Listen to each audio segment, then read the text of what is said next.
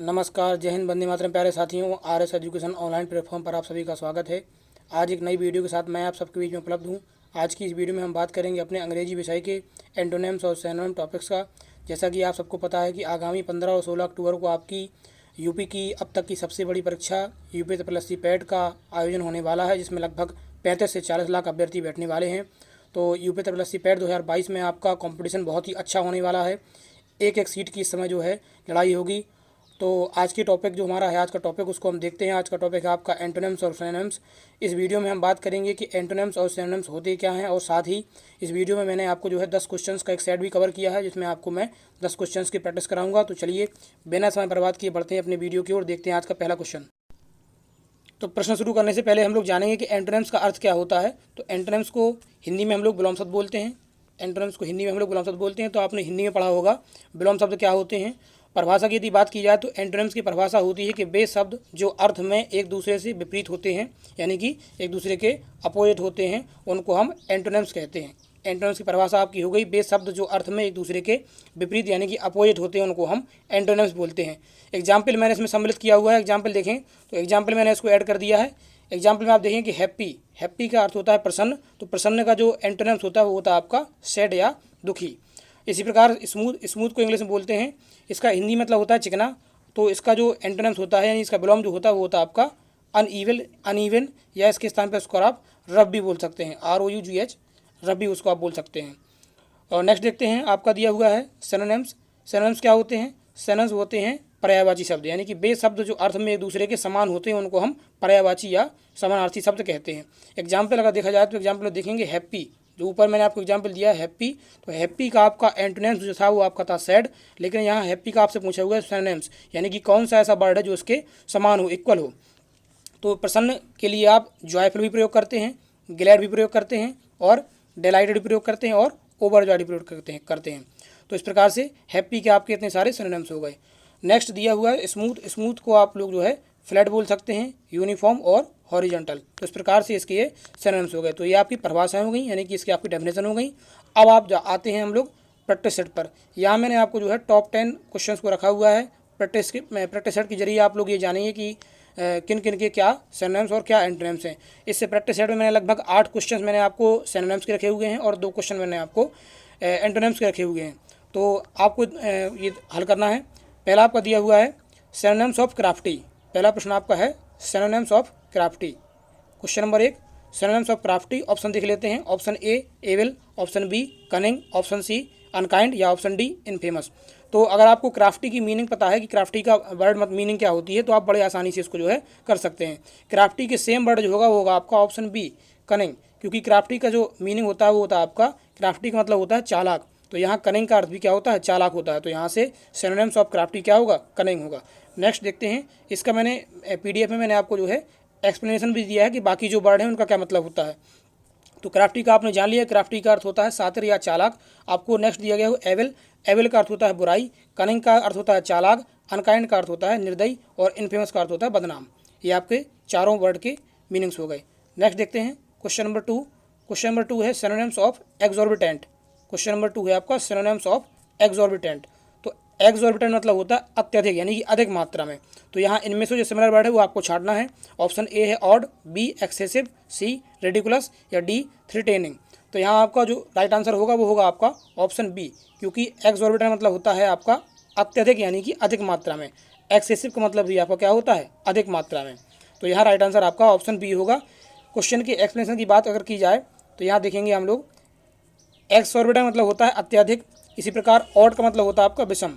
बाकी जो वर्ड दिए गए उसकी अगर मीनिंग की बात की जाए तो ऑड का मतलब होता है विषम, एक्सेसिव का मतलब होता है अधिक मात्रा में, और रेडिकुलस का मतलब होता है बेकार, और थ्रेटनिंग का मतलब होता है डरावना, डरावना या भूतिया। तो ये आपका एक्सप्लेनेशन हो गया। देखते हैं नेक्स्ट क्वेश्चन नंबर 3 दिया हुआ है synonyms of affluent. Synonyms of affluent. तो एफ्लुएंट का मतलब क्या होता है? एफ्लुएंट मतलब होता है आपका धनी, जिसके पास धन अधिक मात्रा में हो। तो इस ऑप्शन में से हमको छांटना है। Option A prosperous, B kind, C fluent, या डी डिस्ट्रीब्यूटरी।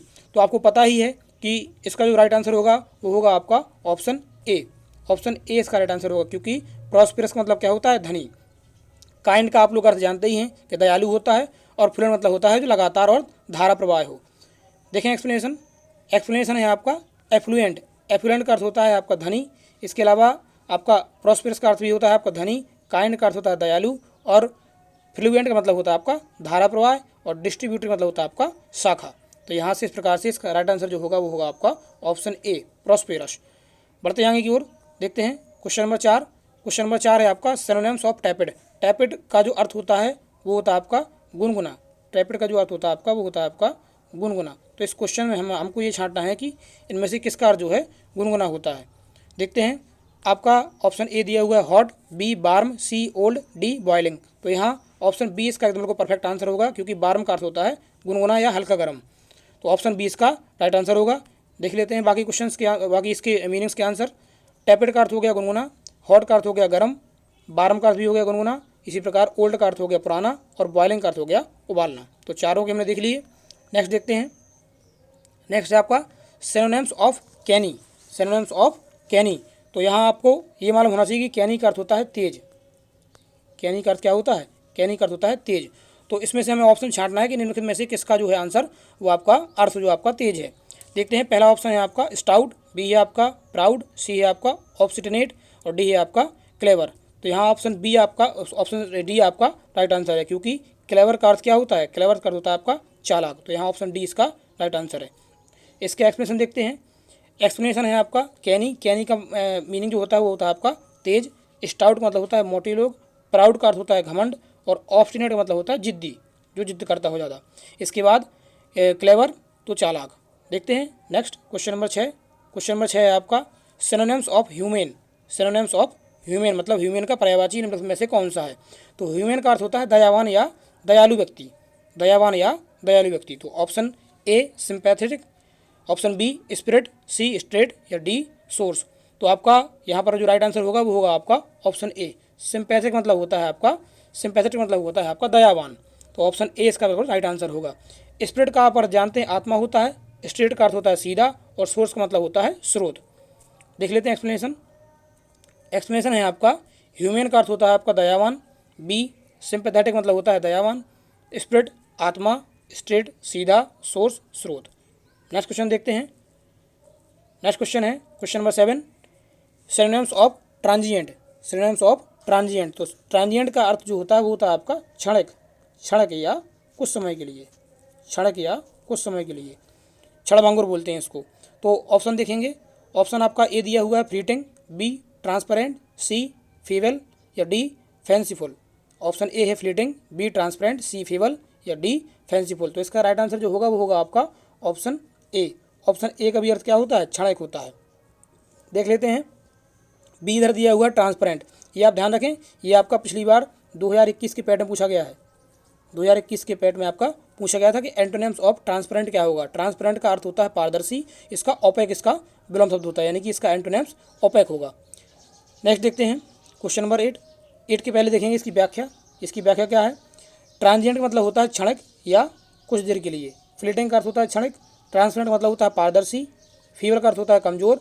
और फैंसीफुल का मतलब होता है सुंदर। देखते हैं क्वेश्चन नंबर 8। क्वेश्चन नंबर 8 है आपका सिनोनिम्स ऑफ बोरासियस। सिनोनिम्स ऑफ बोरासियस ये इंपॉर्टेंट है आपका, एसएससी सीजन में आपका ये पूछा गया था। Synonyms of voracious. Option A दिया हुआ है हंगरी, बी आपका हैस्टी, सी थर्स्टी, या डी ग्रीडी। तो बोरासियस का मतलब होता है आपका लालची टाइप का व्यक्ति। इसका अर्थ जो होता है वो होता है आपका लालची। मैं लिख दूँगा, मैं लिख दे रहा हूँ यहाँ पे पूरा। इसका अर्थ होता है लालची। तो यहाँ आपका इसमें से जो राइट आंसर होगा वो होगा आपका ऑप्शन डी। ग्रीडी का अर्थ भी क्या होता है? लालची होता है। थर्स्टी का आप लोग जानते ही हैं, प्यासा होता है।